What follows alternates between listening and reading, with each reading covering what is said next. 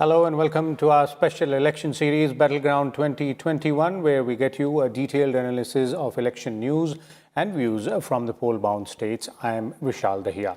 Now, 4 phases out of total 8 have been completed for the West Bengal Assembly elections. Campaigning is in full swing for the 5th phase of polling, for which will take place on 17th of April. Now, for this phase, 319 candidates, including 39 women, will be vying for the 45 assembly seats spread over 6 districts. Over 1.12 crore voters, including 55.80 lakh women and 234 third gender persons, will decide the fate of all these candidates. Total 15,789 polling stations have been set up for the 5th phase of polling, and Bharatiya Janata Party is contesting for all the 45 seats in this phase, while the AITC, that is Trinamool Congress, is contesting 42 rather. Now, the Congress left parties and their alliance partner, Indian Secular Front, are fighting under the banner of Sanyukta Morcha. PSP in this phase has fielded 32 candidates. CPIM has fielded 25, Congress 11, AIFB 2, RSP, NPP and CPI 1 each, while there are 83 independents as well, along with 76 others in the fray. Meanwhile, looking at Election Commission's actions, it has hardened its stance on instances of poll code violation in West Bengal. The Election Commission has barred politicians in Bengal.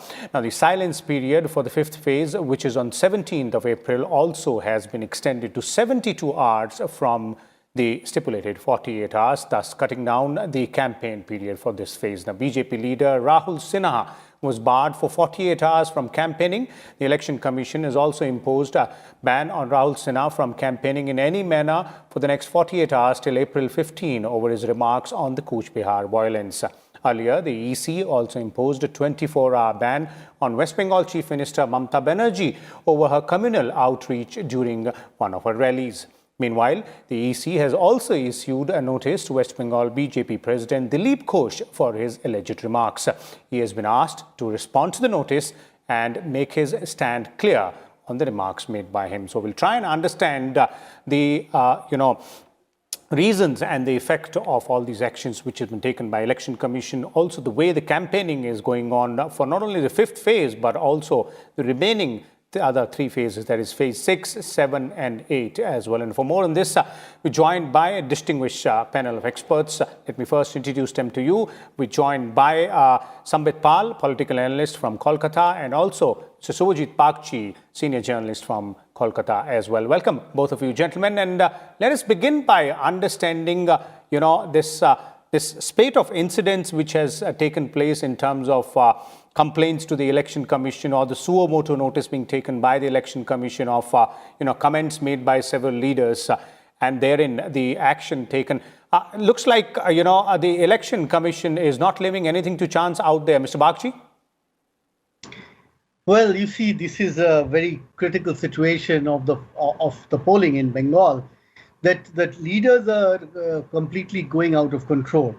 I mean, on both sides, the kind of comments that they are making, which are, have had a very direct impact on the lives of the people.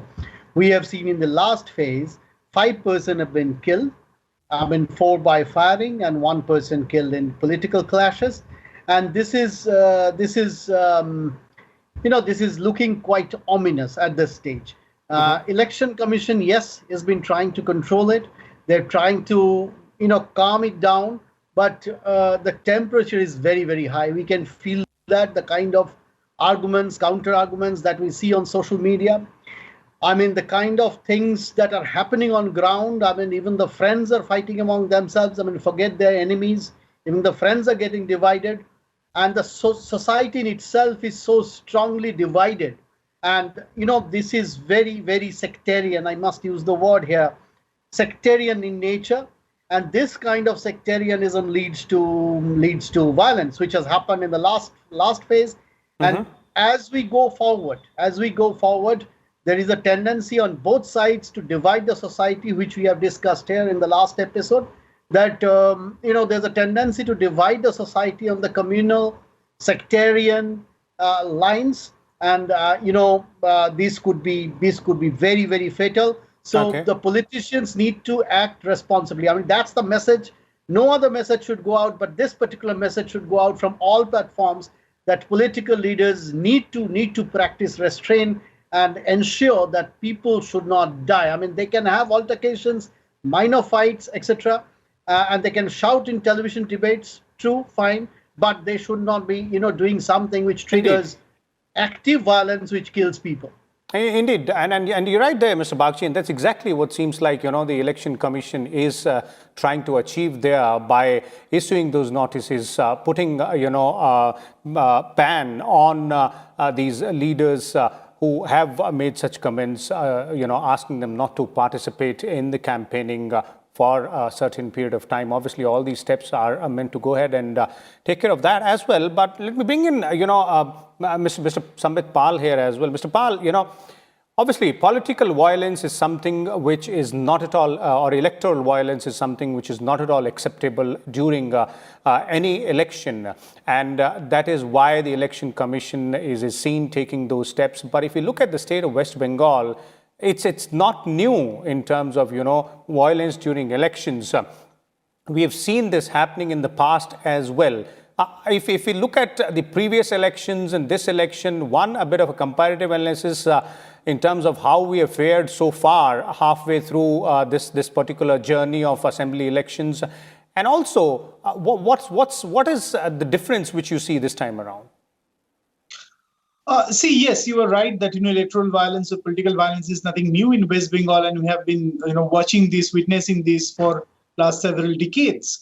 But this time, what is wrong is that this violence, which was restricted to to party identities, in a sense, that's being transformed into sectarian identities and communal identities. That is very that is a cause of concern at this moment. And as we can see that we had discussed it in an earlier episode as well, that political heat is growing, and who are responsible? The politicians who are campaigning, they are responsible, because it's their responsibility to calm down people who are on the ground, who are working at the booth level. And this incident which has happened in Kuch Bihar, that has happened in a particular booth where people got agitated, and there was some commotion with the security forces. Security forces were forced to open fire.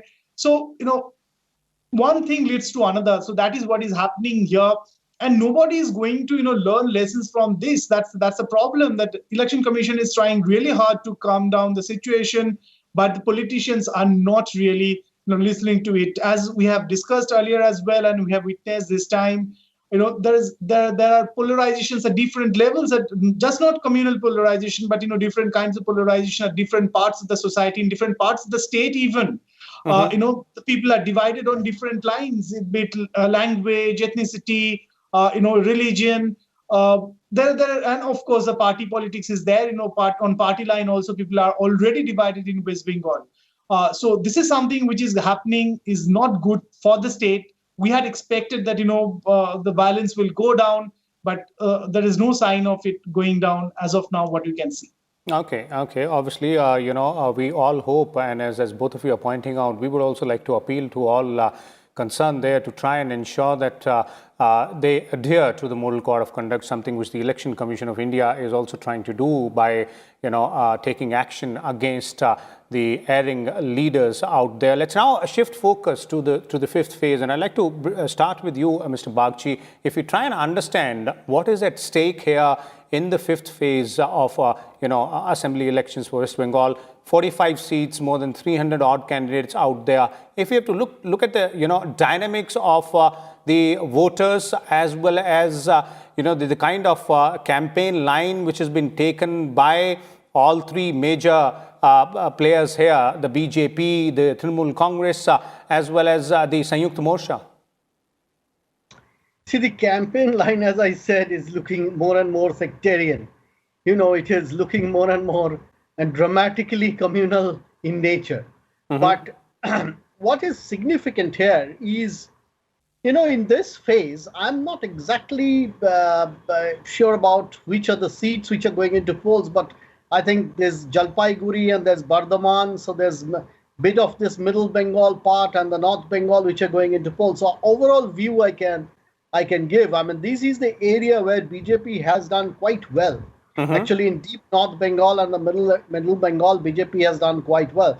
So, some of these seats, Mr. Bagchi, are there in in those areas where Gorkha voters are sort of quite in abundance there. So issues related to Gorkhas will be really interesting to see and watch out there. Darjeeling, Kalimpong. Yes, yeah. In that area, there's something interesting happened. One is, of course, Trinamool Congress have had a kind of a alliance with this Gorkha Janmukti Morcha, so that can give them slight leverage. And also, very key factor in the North Bengal that I have noticed this time, that in Bengal what we call mother versus Jubo, that within Trinamool Congress there was this fight between Mother Party, that is the main party, and the Jubo or the youth faction, which is led by the MP Abhishek Banerjee. Now, there was a big fight between them because one key leader of Trinamool Congress, Nishit Pramanik, who is the MP, left Trinamool Congress. So a section of this Jubo or the youth brigade was divided. So one section working for Trinamool, the other section was possibly undercover. They were working for the BJP. Trinamool has managed to plug this problem quite well. There is no fight between the old Trinamool and this new or the young Trinamool. This fight I have not heard much, and as I spoke to a few of the journalists there, they also told me that it is not there. They have given nomination to both the youth brigade as well as the old TMC, so possibly they managed it.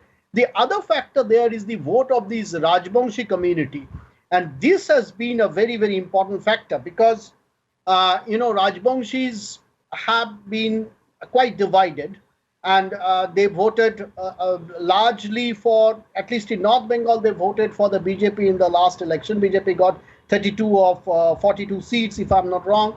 And so Rajbangshis, now they have got two of the Rajbangshi leaders on their side, Trinamool Congress. So how that pans out is something we have to see.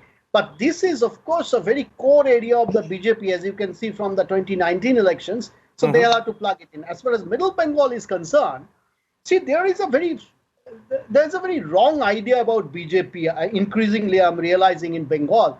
That is, it has always been, the opposition and a large section of the society continue to drive the fact that it's doing communal politics. See, a lot of parties are doing communal politics, and possibly BJP is also doing communal politics. But BJP is also doing class politics here. BJP is also doing politics within the caste. These are the things which one needs to understand. I mean, the scheduled caste votes is now aligning totally with the BJP. And the areas now going into the next phase is the scheduled caste vote is very important factor.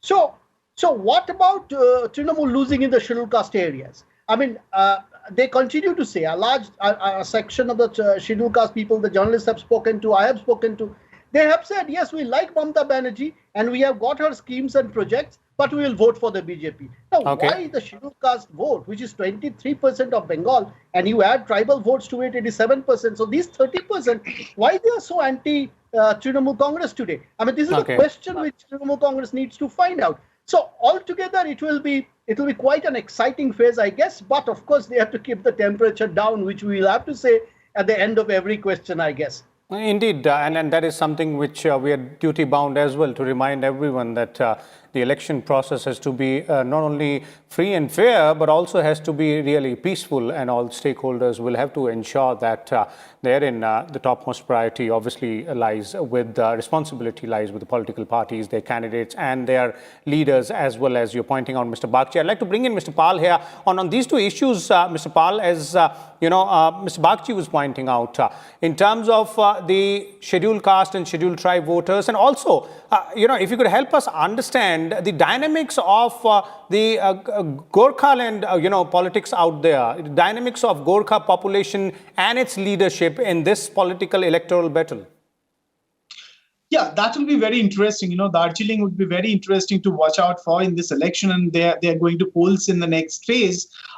3 seats in Darjeeling have always gone towards BJP, and in 2019 you have seen that BJP had won. I mean, they were ahead in this assembly segments, and they had got the support of Bimal Gurung, who was a Gorkha Janamukti Morcha's chief. Even when he was in hiding in Darjeeling, who had spearheaded this movement for Gorkhaland and then got GTA. That's a semi-autonomous body they had formed in Darjeeling. He was chairing that body, but he had to leave and leave the hills and go into hiding after there was a violence in 2017. In 2019, despite him being in the hiding, he mobilizes supporters, and BJP had won the seat with the help of GJM. But GJM is now divided. Gorkha Janamukti Morcha is now divided, and they have candidates from two different camps. One led by Bimal Gurung, another led by Binoy Tamang, who had been the chairman of a GTA after Bimal Gurung had gone into hiding. He was one time close confidant of Bimal Gurung, but now he is away from Bimal Gurung. So they have candidates from two different camps this time. And it's a challenge for Bimal Gurung to actually get his candidate elected. And BJP is, fighting these seats with the help of GNLF, which is earlier GNLF had spearheaded this movement for Gorkhas in the 80s under the leadership of Subhash Gishing. Now this Gorkhaland issue will always be there. And you cannot just deny it. Mamata Banerjee had tried to, diffuse that tension by launching a lot of, developmental projects, forming a different development boards, and she had visited the hills more than any other chief minister has done in their tenure. But she couldn't, save it. So Gorkhaland issue will always be there. And in fact, I was, getting some messages from some people in Darjeeling that the Gorkhaland issue is again, is being brought up in this election as well. So it's to be seen in which way this, the people of the hills will go. Whether they will go with Bimal Gurung's faction of GJM, whether they will go with Binoy Tamang's faction of GJM, or they will, go in favor of BJP, which is the ruling party at the center. And the people at the hills.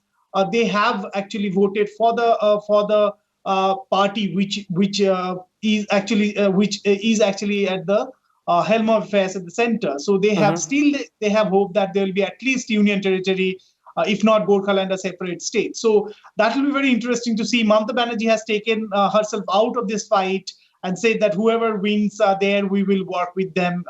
So that's the stance she has taken. Probably she is right, because Trinamool Congress organically doesn't have much base there. In the hills, and it's for the hill parties who need to get their candidate elected. So that will be very interesting to watch out for. And Bimal Gurung will also have influence in several seats at the foothills as well. Like a seat I can tell you about, Pashi Dewa.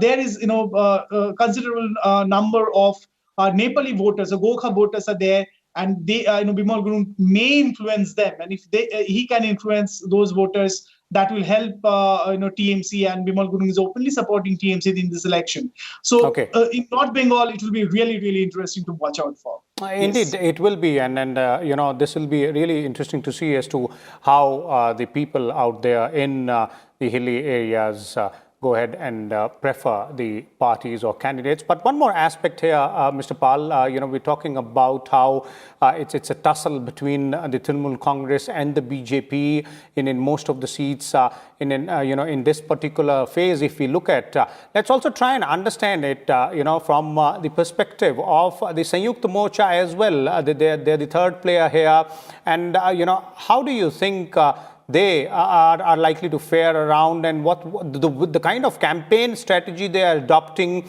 and also quite a lot at stake for them as well in this election after those two continuous setbacks in 2016 and 2019 as well? Yes, of course. In fact, if you look at North Bengal, that was in fact a bastion of the left and CPI and its allies, and also Congress. So TMC has never been organically very strong in that area, in that region in North Bengal. And especially I can mention about two seats like Siliguri and Naxalbari, Matigada Naxalbari. These two seats were won by one Congress candidate, another CPIM candidate. CPIM candidate Ashok Bhattacharya, who was a minister in Lieutenant government, had lost the election in 2011. But from 2015 onwards, he had actually made a comeback in Siliguri.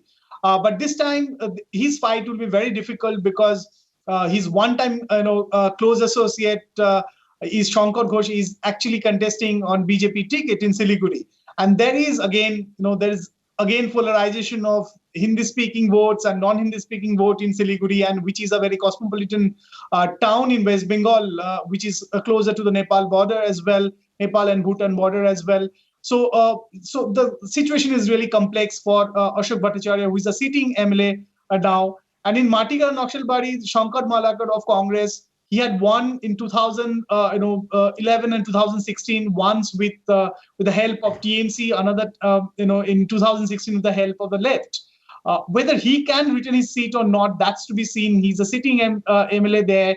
But again, as I said, that Bimal Gurung is trying to mobilize the Nepali voters there, and that's why TMC has fielded one candidate with from that community. But there is again Rajbongshi vote as well in that area. So whether they will go in BJP way or will they go for Sanyukta Morcha or TMC, that's to be seen as well. Indeed, that will be another very interesting angle there. Quick concluding comment from you as well, Mr. Bagchi, on the prospects of Sanyukta Morcha, and also given the fact that they seem to have adopted a new strategy this time around. Is that cutting some ice by the way that they're focusing on new slogans, younger candidates out there? Are they able to make any mark so far? Well, it's a $1 million question. You know why? Because they may not come to power. Of course, they will not come to power and form the government. But what kind of vote they are going to cut? I mean, a lot of this election depends on that. I mean, very simple thing is, if they cut with the help of this ISF, which they have, this Abbas Siddiqui's party, Indian Secular Front, I do not know how much impact it would have on ground, but if it can cut a very tiny percentage of the Muslim vote, especially in South and North 24 Parganas, where Trinamool is still very strong, then Trinamool will be in serious trouble. On the other hand, if a section of the Hindu vote of CPIM gets back to CPIM, which some of them are saying, that the Hindu vote will get back to the CPIM, then BJP will be in serious trouble. Let us not forget a very simple statistics, that is, between 2014 and 2019 elections, left's Hindu vote dropped from 29% to 6%. That is 23% drop between 2014 and 2019. Okay, what was BJP's gain in this period? It was 17% to 40%. That is, this Hindu vote, 23%.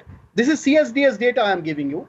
This is 23% drop of Hindu vote of CPIM, is assuming that the Muslims have not voted for BJP.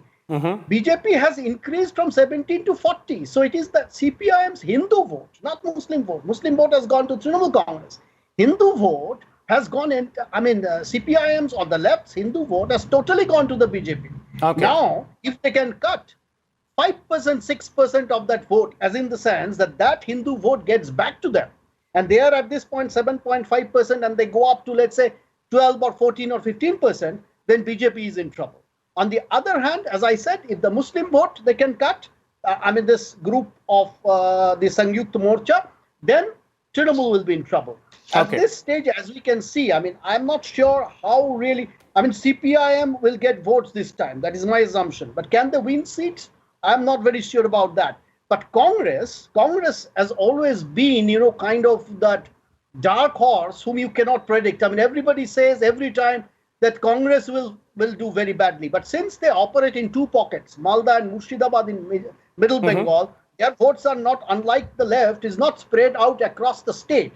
They are focused only in two districts, Malda and Murshidabad. So they managed to get, and there are a lot of seats in Malda, Murshidabad, 34 seats in, 22 seats in Murshidabad and 12 in Malda. Indeed. So Congress may have a better chance of gaining more seats and less votes, whereas as far as CPI at the left is concerned, they may get more votes, but I'm not sure about the seats. So that Okay. is the situation. ISF, of course, we have to watch how ISF performs. Indeed, the ISF is the new player there in Sanyukta Morcha out there, and we'll have to wait and watch as to how much the Sanyukta Morcha is able to influence the voters and woo them, and how much seats and votes will they garner. Interestingly, as you're pointing out, Mr. Bagchi, we'll also have to see as to whose loss is it, which actually might translate into Sanyukta Morcha's gain. But all that is in future tense, something which we'll get to know only on 2nd of May. And let's not forget, we still have 4 phases to go. 5th phase polling for which will take place on 17th of April, and we'll keep on bringing you all the details and analysis out there. Thank you so much, Mr. Bagchi and Mr. Pal, for sharing your views and insights today on all those aspects of the electoral battle in the state of West Bengal. Thank you.